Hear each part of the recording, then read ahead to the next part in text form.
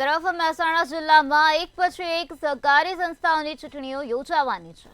આગામી ડિસેમ્બર માસમાં યોજાનાર એશિયાની નંબર 1 ઊંઝા ખેતીવાડી ઉત્પન્ન બજાર સમિતિમાં યોજાશે। ત્યારે ચૂંટણીની જંગમાં દિનેશ પટેલ, નારાયણ પટેલ અને કિરીટ પટેલ જૂથ વચ્ચે ખેંચતાણ વધતા નારાયણ પટેલ અને કિરીટ પટેલની મંડળીઓ રદ થતા ચૂંટણીમાં હવે નવો વળાંક આવી શકે છે। કુલ 39 મંડળીઓમાંથી 22 જેટલી મંડળીઓ રદ કરવામાં આવી છે।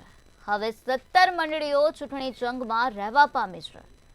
વિરોધી જૂથ પણ મેન્ડેટ આધારે ચૂંટણી થવાની હોવાથી ગેલમાં છે।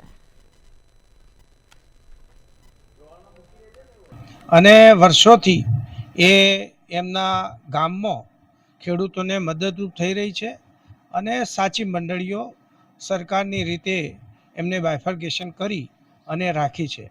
આ તટસ્થ મંડળીઓ છે, એમને કોઈ પણ નેતૃત્વને એવું કોઈ પ્રોમિસ આપ્યું નથી કે અમે તમારી સાથે છીએ।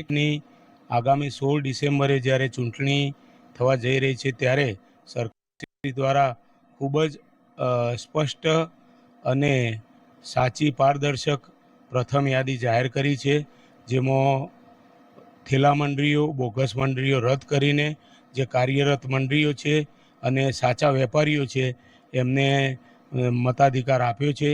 વેપારીઓ અને ખેડૂતોમાં ખુશીનો